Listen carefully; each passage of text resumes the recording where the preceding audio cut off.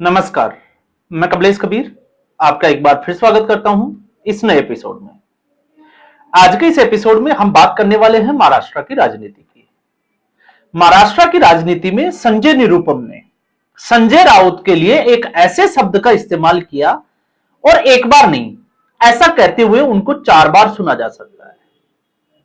और जब पत्रकार ने उनसे यह पूछा कि क्या आप जो है वो इस शब्द का इस्तेमाल कर रहे हो, क्या आप इसको जानबूझकर इस्तेमाल कर रहे हो, तो संजय निरुपम ने सीधे तौर पर कहा कि हां, मैं इस शब्द का इस्तेमाल जानबूझकर कर रहा हूं। अब आप सोचकर देखिए कि राजनीति किस तरफ जा रही है और इसकी जरूरत क्यों पड़ी। तो फिर सवाल यह है कि संजय राउत क्या वाकई में जो है वो इस शब्द के लिए पूरी तरीके से हकदार है? यह एक जो है वो बड़ा प्रश्न चिन्ह है। और जब अक्सर हम इसकी बात करते हैं तो आप देखिए, जब जब हम महाभारत की बात करते हैं तो महाभारत में जिस तरीके से दुर्योधन को दुर्योधन बनाने में सबसे बड़ा अगर किसी का हाथ है तो वो था शकुनी। तो उद्धव ठाकरे को महाराष्ट्र की राजनीति का दुर्योधन किसने बनाया? संजय राउत ने। इसलिए मैं हमेशा कहता हूं, शिवसेना में अगर कोई ग्रहण है तो वो है शकुनी, संजय राउत। एक ऐसा भोपू जिसकी जरूरत नहीं होती लेकिन फिर भी जो है वो लगातार बचता रहता है। क्या बोलना है, किसके बारे में बोलना है, कब टिप्पणी करनी है, उसको कोई अंदाजा नहीं है। और इसी वजह से, क्योंकि महाभारत में शकुनी की वजह से दुर्योधन का तो विनाश हुआ ही, लेकिन पूरे कौरव कुरु जो वंश था उसका भी विनाश तय हो गया। तो संजय राउत ने क्या किया?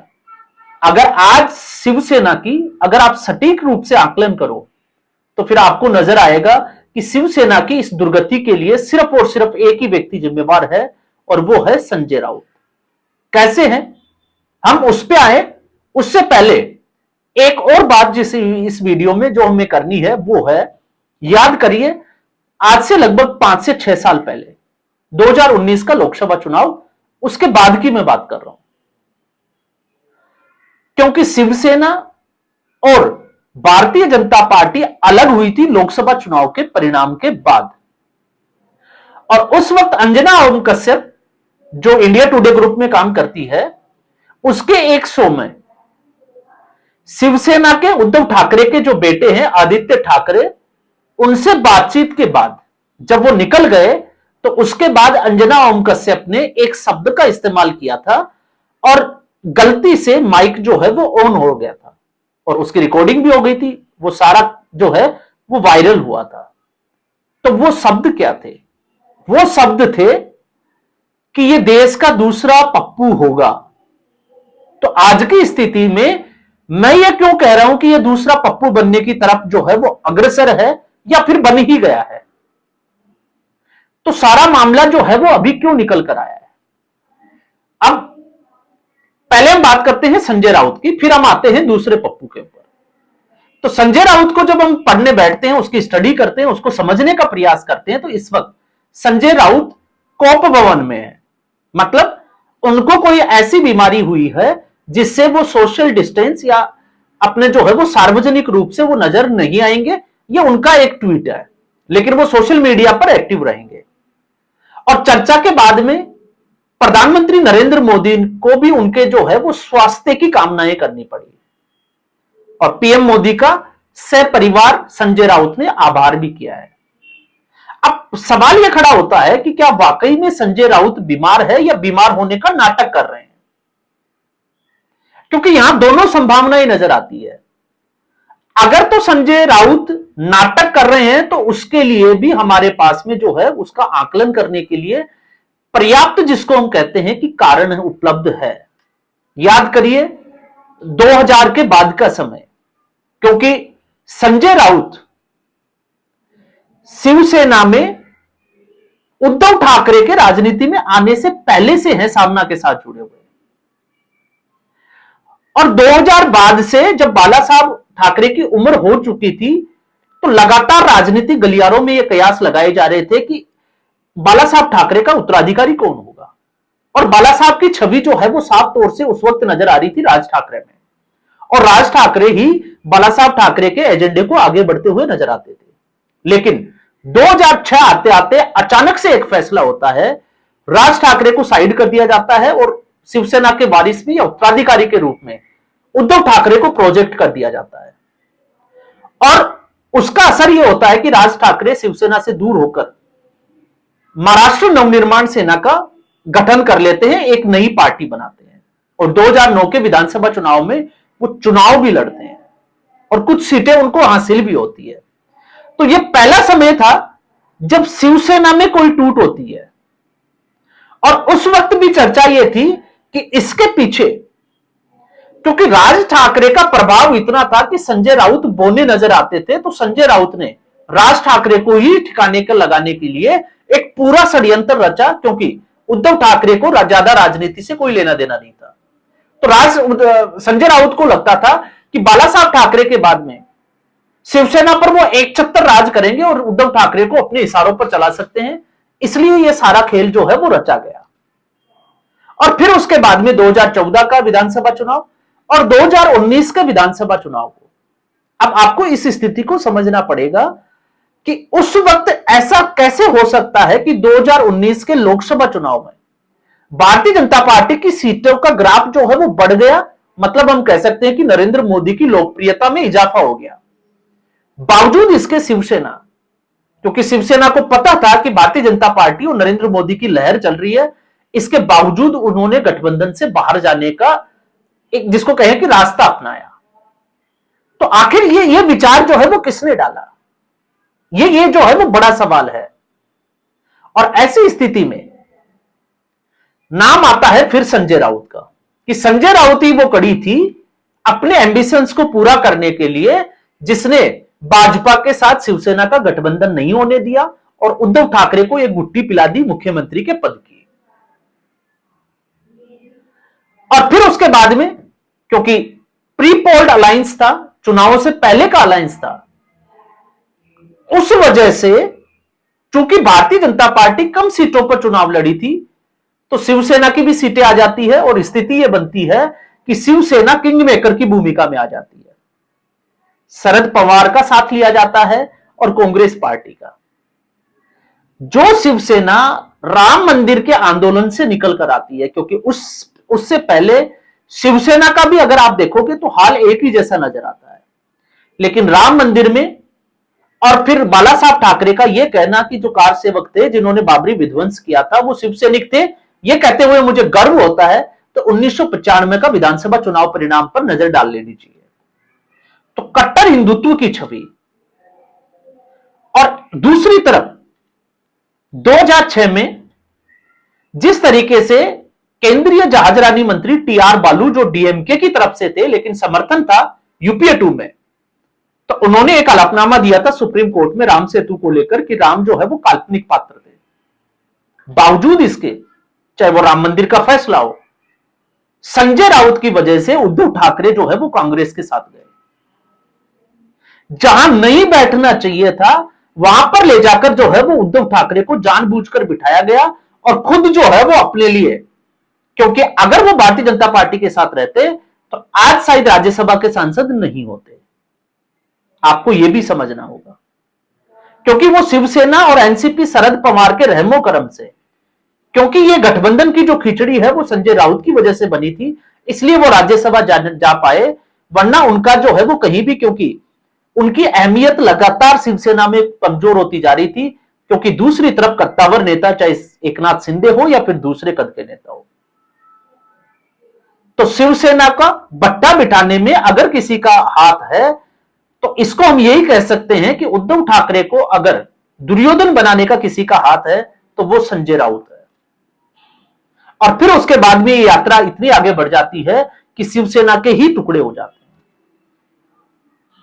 तो अगर कोई ये पूछे कि संजय राउत की जो टिक्का टिप्पणियां है, जिस तरीके से वो भाषा का इस्तेमाल करते हैं, जिस गठबंधन को लेकर चर्चाएं जो है वो आम है, तो आज इस गति के लिए, शिवसेना की जो गति हुई है उसके लिए जिम्मेवार कौन है, उद्धव ठाकरे या संजय राउत? तो यहां पर कहेंगे उद्धव ठाकरे की नादानी, नासमझ और शकुनी की पैतरेबाजी। अपने एम्बिशंस के लिए। और आज देखिए शिवसेना में एक ही नाम चलता है और वो है संजय राउत। हर मुद्दे पर उसने बोलना ही बोलना है।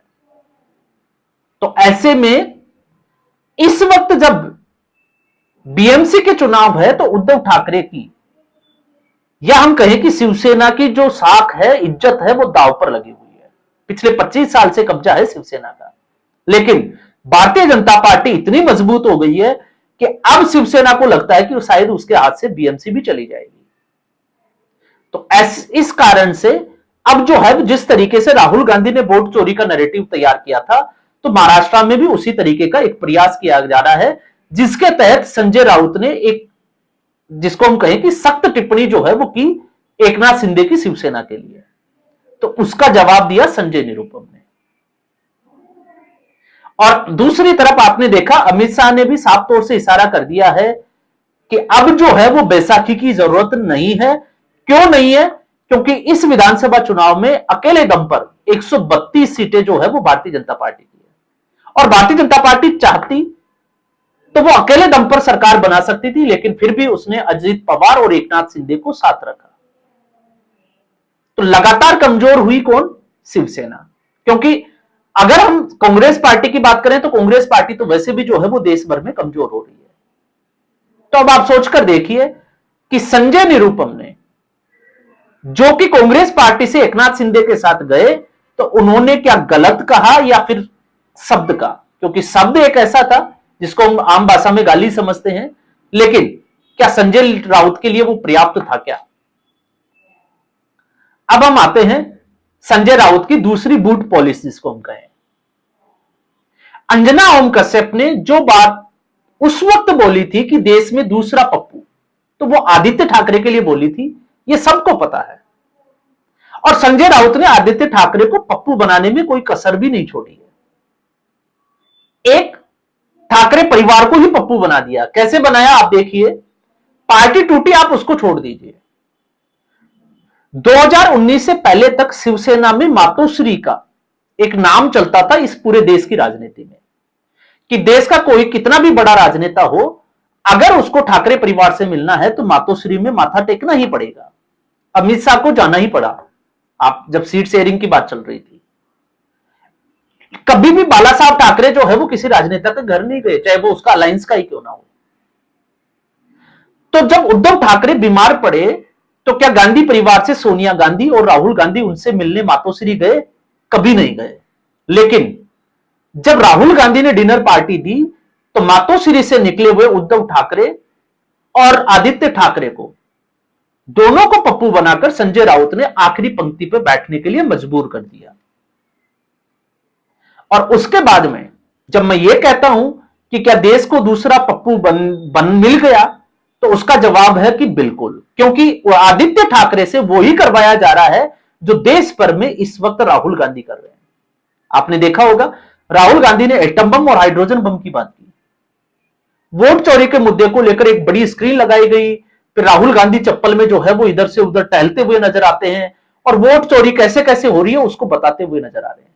तो ठीक ऐसे ही बीएमसी चुनाव से पहले महाराष्ट्र के मुंबई में भी इसी तरीके का एक कार्यक्रम जो है वो शिवसेना ने ऑर्गेनाइज किया, जिसमें आदित्य ठाकरे ठीक हूबहू राहुल गांधी की कॉपी करते हुए नजर आते हैं। तो इसलिए मैंने कहा था कि देश को अब जो है वो दूसरा पप्पू भी मिल गया है। जहां युवा नेता की बात की जाती है, जहां समझ की बात की जाती है, अब इनमें कितना दम है, क्योंकि तेजस्वी यादव जो है वो इसको समझ चुके हैं। और महाराष्ट्र में क्या स्थिति है बीएमसी की, क्योंकि जब हम ये कहते हैं और मैंने ये कहा कि क्या वाकई में संजय राउत बीमार है, तो आप देखिए जब से राज ठाकरे की उद्धव ठाकरे से लगातार मुलाकातें हो रही है, लगातार मंच शेयर किए जा रहे हैं, तब से संजय राउत जो है वो धीरे धीरे उनका स्वास्थ्य खराब होता जा रहा है। तो क्या उनकी बीमारी के पीछे का बड़ा कारण कहीं राज ठाकरे तो नहीं है? क्योंकि राज ठाकरे कभी भी संजय राउत को 2006 से पहले भी बर्दाश्त नहीं करते थे, और राज ठाकरे का संजय राउत को पता भी है, क्योंकि राज ठाकरे अगर उद्धव ठाकरे के साथ आ जाते हैं तो फिर संजय राउत की दाल जो है वो ठाकरे परिवार में तो बिल्कुल नहीं गलने वाली है। तो ना तो वो सार्वजनिक कार्यक्रमों में दिख रहे हैं, एक व्यक्ति एक्टिव तो है लेकिन सोशल मीडिया पर है, ना वो ये बता रहा कि उसको बीमारी क्या हुई है, क्या दिक्कत है, और डॉक्टर ने 2 से 3 महीने लोगों से मिलने के लिए क्यों मना किया है? तो क्या यह वही तो इशारा नहीं है कि बीएमसी चुनाव से पहले संजय राउत का जो है वो मुंह पर टेप लगा दी कि अब आप चुपचाप कोने में बैठे रह जाओ, क्योंकि जो भी देखना है वो अब राज ठाकरे ने देखना है। तो इसका इशारा जो है वो ज्यादा लग रहा है। तो आज के एपिसोड में बस इतना ही। उम्मीद करूंगा वीडियो एपिसोड आपको पसंद आया होगा। वीडियो को लाइक करें, शेयर करें, चैनल जरूर सब्सक्राइब करें। धन्यवाद।